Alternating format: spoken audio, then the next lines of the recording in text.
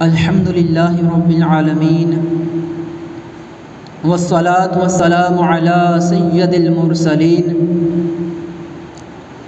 اما بعد فاعوذ باللہ من الشیطان الرجیم بسم اللہ الرحمن الرحیم وَنِيَ الصلاة والسلام علیک یا رسول اللہ وَعَلَىٰ آلِكَ وَأَصْحَابِكَ يَا حَبِيبَ اللَّهِ الصَّلَاةُ وَالسَّلَامُ عَلَيْكَ يَا نَبِيَّ اللَّهِ وَعَلَىٰ آلِكَ وَأَصْحَابِكَ يَا نُورَ اللَّهِ۔ پیارے پیارے اسلامی بھائیو، درود پاک پڑھنے کے بے شمار فضائل و برکات ہیں۔ پیارے آقا مدینے والے مصطفیٰ صلی اللہ تعالیٰ علیہ وآلہ وسلم کا فرمان برکت نشان ہے، اے لوگو، بے شک بروز قیامت اس کی دہشتوں اور حساب کتاب سے جلد نجات پانے والا شخص وہ ہوگا جس نے تم میں سے مجھ پر دنیا میں بکثرت درود شریف پڑھے ہوں گے۔ صلو علی الحبیب صلی اللہ تعالی علی محمد صلی اللہ تعالی علیہ وآلہ وسلم۔ ایک صاحب کا بیان ہے، مدینہ الاولیاء ملتان شریف میں حضرت سیدنا غوث بہاؤالدین ذکریہ ملتانی رحمۃ اللہ تعالیٰ علیہ کے مزار انوار پر سلام عرض کرنے کے لیے میں حاضر ہوا۔ فاتحہ کے بعد جب لوٹنے لگا تو ایک شخص پر میری نظر پڑی جو مشغول دعا تھا، یعنی دعا میں مشغول تھا۔ فرماتے ہیں کہ میں ٹھٹک کر وہیں کھڑا ہو گیا۔ دراز قد یعنی لمبا قد مگر بدن نہایت ہی کمزور، چہرے پر اداسی چھائی ہوئی تھی۔ چونک کر کھڑے ہونے کی وجہ یہ تھی کہ اس کے گلے میں پانی کا ایک ڈول لٹکا ہوا تھا جس میں اس نے اپنے دائیں ہاتھ کی انگلیاں ڈبو رکھی تھیں۔ اس کے چہرے کو بغور دیکھا تو کچھ آشنائی کی بو آئی اور میں اس کے فارغ ہونے کا انتظار کرنے لگا۔ جب اس نے دعا ختم کی تو میں نے اس کو سلام کیا۔ اس نے سلام کا جواب دے کر میری طرف بغور دیکھا اور مجھے پہچان لیا۔ لمحہ بھر کے لیے اس کے سوکھے ہوئے ہونٹوں پر پھیکی سی مسکراہٹ آئی اور فوراً ختم ہو گئی۔ پھر حسب سابق وہ اداس ہو گیا۔ میں نے اسے گلے میں پانی کا ڈول لٹکانے اور اس میں دائیں ہاتھ کی انگلیاں ڈبونے کا یہ سبب دریافت کیا، پوچھا۔ اس پر اس نے ایک آئے سرد دل پر درد سے کھینچنے کے بعد کہنا شروع کر دیا، میری ایک چھوٹی سی پرچون کی دکان ہے۔ ایک بار میرے پاس آ کر ایک بھکاری نے دست سوال دراز کیا۔ میں نے ایک سکہ نکال کر اس کی ہتھیلی پر رکھ دیا اور وہ دعائیں دیتا ہوا چلا گیا۔ پھر دوسرے دن پھر آیا اور اسی طرح سکہ لے کر چلتا بنا۔ اب وہ روز آنے لگا اور میں بھی کچھ نہ کچھ اس کو دینے لگا۔ کبھی کبھی وہ میری دکان پر تھوڑی دیر بیٹھ بھی جاتا اور اپنے دکھ بھرے افسانے سناتا۔ اس کی داستان غم نشان سن کر مجھے اس پر بڑا ترس آتا۔ یوں مجھے اس سے کافی ہمدردی ہو گئی اور ہمارے درمیان ٹھیک ٹھاک یارانہ قائم ہو گیا۔ دن گزرتے رہے۔ ایک بار خلاف معمول وہ کئی روز تک نظر نہ آیا۔ مجھے اس کی فکر لاحق ہوئی کہ ہو نہ ہو وہ بیچارہ بیمار ہو گیا ہے، ورنہ اتنے ناغے تو اس نے آج تک نہیں کیے۔ میں نے اس کا مکان تو دیکھا نہیں تھا، البتہ اتنا ضرور جانتا تھا کہ وہ شہر کے باہر ویرانے میں ایک جھونپڑی میں تنہا رہتا ہے۔ خیر میں تلاش کرتا ہوا بالآخر اس کی جھونپڑی تک پہنچ ہی گیا۔ جب اندر داخل ہوا تو دیکھا کہ ایک طرف پرانے چیتڑے بکھرے بکھرے پڑے ہیں، ایک طرف چند ٹوٹے پھوٹے برتن رکھے ہیں۔ الغرض دور و دیوار غربت و افلاس کے افسانے سنا رہے تھے۔ ایک طرف وہ ایک ٹوٹی ہوئی چارپائی پر لیٹا کرا رہا تھا، وہ سخت بیمار تھا، وہ ایسا لگتا تھا کہ اب جاں باز نہ ہو سکے گا، یعنی تندرست نہ ہو سکے گا۔ میں سلام کر کے اس کی چارپائی کے پاس کھڑا ہو گیا۔ اس نے آنکھیں کھولی اور میری طرف دیکھ کر اس کی آنکھوں میں ہلکی سی چمک آئی، اپنے پاس بیٹھنے کا اشارہ کیا۔ میں بیٹھ گیا۔ بمشکل لب کھولے اور مدھم آواز میں بولا، بھائی مجھے معاف کر دو کہ میں نے تم سے بہت دھوکہ کیا ہے۔ میں نے حیرت سے کہا، وہ کیا؟ کہنے لگا، میں نے تم کو اپنے دکھ درد کے جتنے بھی افسانے سنائے وہ سب کے سب من گھڑت تھے، اور اسی طرح گھڑی ہوئی داستانیں سنا سنا کر میں لوگوں سے بھیک مانگتا رہا ہوں۔ اب چونکہ بچنے کی بظاہر کوئی امید نظر نہیں آتی، اس لیے تمہارے سامنے حقائق کا انکشاف کیے دیتا ہوں۔ میں متوسط الحال گھرانے میں پیدا ہوا، شادی بھی کی، بچے بھی ہوئے، میں کام چور ہو گیا، مجھے بھیک مانگنے کی لت پڑ گئی۔ میری بیوی کو میرے اس پیسے سے سخت نفرت تھی۔ اس سلسلے میں اکثر ہماری لڑائی ٹھنی رہتی۔ رفتہ رفتہ بچے جوان ہوئے، میں نے ان کو اعلیٰ درجے کی تعلیم بھی دلوائی، ان کو بڑی بڑی ملازمتیں مل گئیں۔ اب وہ بھی مجھ پر خفا ہونے لگے۔ ان کا پہیم اصرار تھا کہ میں بھیک مانگنا چھوڑ دوں، لیکن میں عادت سے مجبور تھا۔ مجھے دولت سے بے حد پیار تھا اور بغیر محنت کیے آئی دولت کو میں چھوڑنا نہیں چاہتا تھا۔ آخرکار ہمارا اختلاف بڑھتا گیا اور میں نے بیوی بچوں کو خیر آباد کہہ کر اس ویرانے میں، اس جھونپڑی میں آ کر پناہ لی۔ اتنا کہنے کے بعد اس نے چیتھڑوں کے ایک ڈھیر کی طرف جھونپڑی کے ایک کونے میں اشارہ کرتے ہوئے کہا، یہاں سے چیتھڑے ہٹاؤ، اس کے نیچے تمہیں 4 بوریاں نظر آئیں گی، ان میں سے ایک بوری کا منہ کھولو۔ چنانچہ میں نے ایسا ہی کیا۔ میں نے جو ہی بوری کا منہ کھولا تو میری آنکھیں پھٹی کی پھٹی رہ گئیں۔ اس بوری میں نوٹوں کی گڈیاں تہ در تہ رکھی ہوئی تھیں اور یہ ایک اچھی خاصی رقم تھی۔ اب وہ بیکاری مجھے بڑا پر اصرار لگ رہا تھا۔ کہنے لگا، یہ 4 بوریاں اسی طرح نوٹوں سے بھری ہوئی ہیں۔ میرے بھائی دیکھو، میں نے تم پر اعتماد کر کے اپنا سارا راز فاش کر دیا۔ اب تم کو میری وصیت پر عمل کرنا ہوگا، کرو گے نا؟ میں نے حامی بھر لی۔ کہا، دیکھو میں نے اس دولت سے بڑا پیار کیا ہے، اسی کی خاطر اپنا بھرا گھر اجاڑا، نہ کبھی اچھا کھایا نہ عمدہ لباس پہنا، بس اس کو دیکھ کر ابھی تک میں خوش ہوتا رہا۔ پھر تھوڑا رک کر کہا، ذرا نوٹوں کی چند گڈیاں تو اٹھا کر لاؤ کہ انہیں تھوڑا سا پیار کر لوں۔ میں نے بوری میں سے چند گڈیاں نکال کر اس کی طرف بڑھا دی۔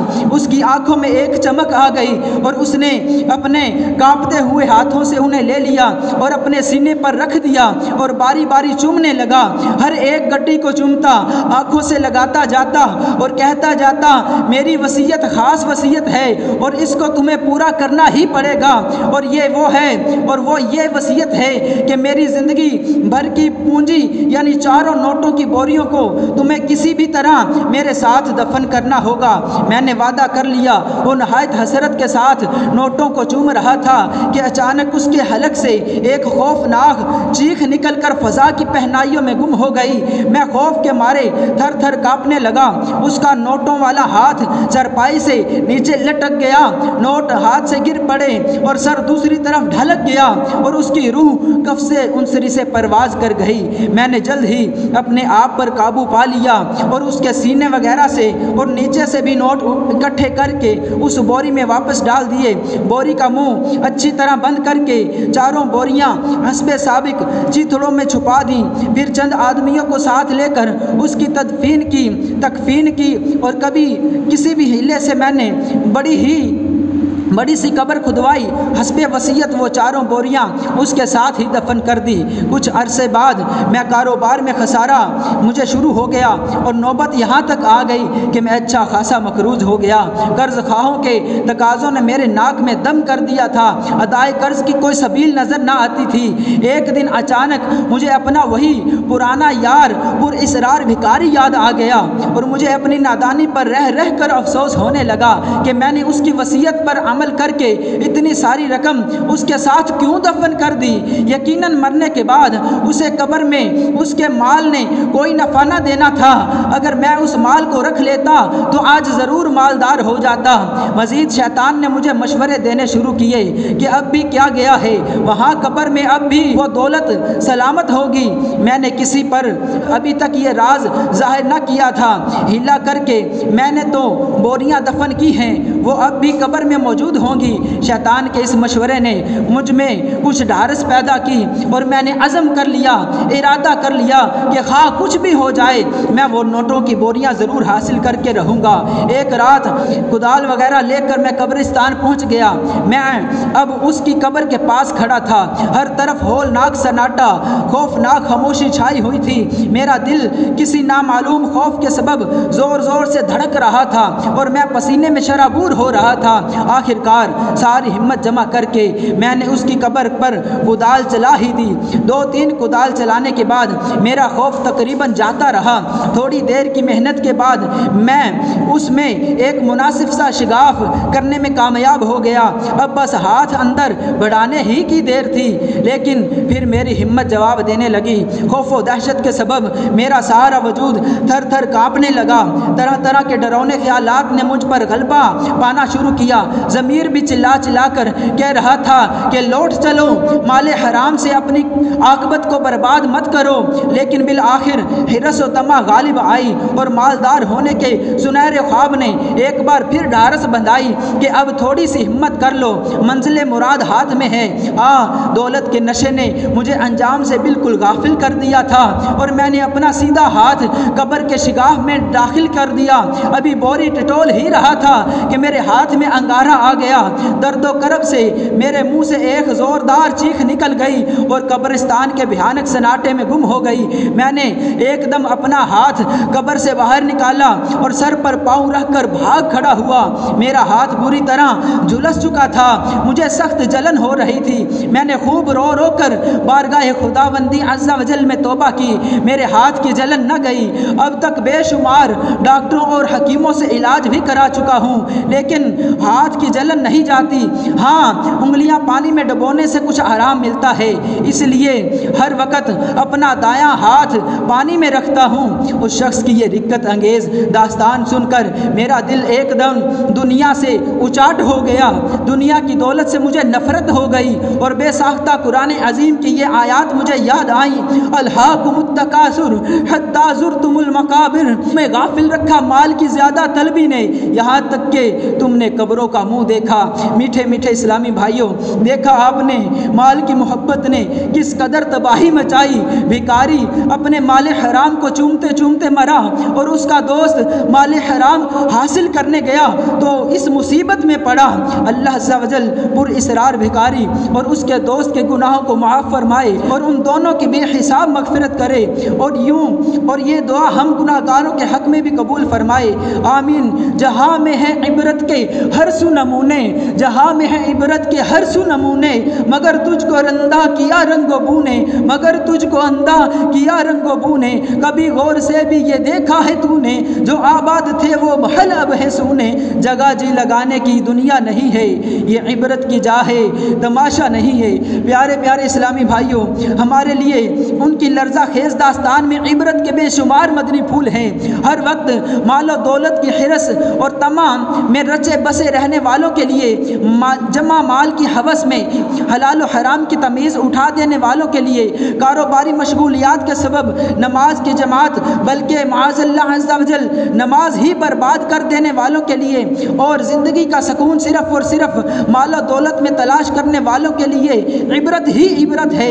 یاد رکھیے، دولت سے دوا تو خریدی جا سکتی ہے، شفا نہیں خریدی جا سکتی۔ دولت سے دوست تو مل سکتے ہیں مگر وفا نہیں مل سکتی۔ دولت سبب ہلاکت تو ہو سکتی ہے مگر اس کے ذریعے موت نہیں ٹالی جا سکتی۔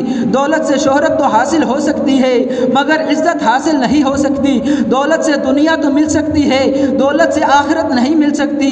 میرے میٹھے اور پیارے اسلامی بھائیوں، پر اسرار بھکاری کی لرزہ خیز داستان میں پیشہ و بھکاریوں کے لیے بھی عبرت کے مدنی پھول ہے۔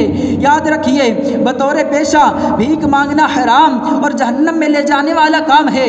جو بلا اجازت شرعی سوال کرتا ہے وہ جہنم کی آگ اپنے لیے طلب کرتا ہے، اور اس طرح جتنی رقم زیادہ حاصل کرے گا اتنا ہی نار یعنی آگ کا زیادہ حقدار ہوگا۔ اس ضمن میں آئیے 4 احادیث مبارکہ سنتے ہیں۔ نبی کریم صلی اللہ تعالیٰ علیہ وآلہ وسلم نے ارشاد فرمایا، جو شخص لوگوں سے سوال کرے حالانکہ نہ اسے فاقہ پہنچا نہ اتنے بال بچے ہیں جن کی طاقت نہیں رکھتا، تو قیامت کے دن اس طرح آئے گا کہ اس کے منہ پر گوشت نہ ہوگا۔ اور نمبر 2 پہ ارشاد فرمایا، جو شخص بغیر حاجت سوال کرتا ہے گویا وہ انگارہ کھاتا ہے۔ اور نمبر 3 پہ ارشاد فرمایا، جو مال بڑھانے کے لیے سوال کرتا ہے وہ انگارے کا سوال کرتا ہے، تو چاہے زیادہ مانگے یا کم کا سوال کرے۔ اور نمبر 4 پہ ارشاد فرمایا، جو شخص لوگوں سے سوال کرے اس کے لیے اپنے مال کو بڑھائے تو وہ جہنم کا گرم پتھر ہے، اب اسے اختیار ہے چاہے تو تھوڑا مانگے چاہے تو زیادہ مانگے۔ تو میرے میٹھے اور پیارے اسلام بھائیوں، ہمیں بھی صرف اس دنیا کے مال کے پیچھے ہی نہیں دوڑنا چاہیے، بلکہ حسن ظاہر پر اگر تو جائے گا عالم فانی سے دھوکہ کھائے گا، یہ منقش سانپ ہے ڈس جائے گا، کرنا غفلت یاد رکھ پچھتائے گا، ایک دن مرنا ہے آخر موت ہے، کر لے جو کرنا ہے آخر موت ہے۔ یاد رکھیے، حرام مال سے کیے جانے والے نیک کام بھی قبول نہیں کیے جاتے، کیونکہ اللہ عز و جل پاک ہے اور پاک مال ہی کو قبول فرماتا ہے۔ تو اس سے یہ بھی پتہ چلا کہ اگر کوئی بندہ مال حرام کما کر نیک کاموں میں صرف کرے تو اس کا یہ مال بھی اسے نفع نہ دے گا۔ اللہ کریم کی بارگاہ میں دعا ہے کہ ہمیں رزق حلال کمانے کی، حق حلال کا رزق کھانے کی توفیق عطا فرمائے۔ ہم آج یہاں پہ آئے ہیں ایک رزق کی تلاش میں، تو ہمیں رزق حلال تلاش کرنا چاہیے اور وہی اپنے بچوں کو کھلانا چاہیے۔ آج اگر ہم مال حرام کماتے ہیں اپنے بچوں کو کھلاتے ہیں، دیکھیں اس کا حساب، کھا تو بچے جائیں گے، آج وہ کما تو لیں گے لیکن اس کا حساب ہمارے ذمہ باقی ہوگا۔ اللہ پاک ہم سب کو عمل کی توفیق عطا فرمائے۔ وما علینا الا البلاغ المبین، سنت ادا فرما لیجئے۔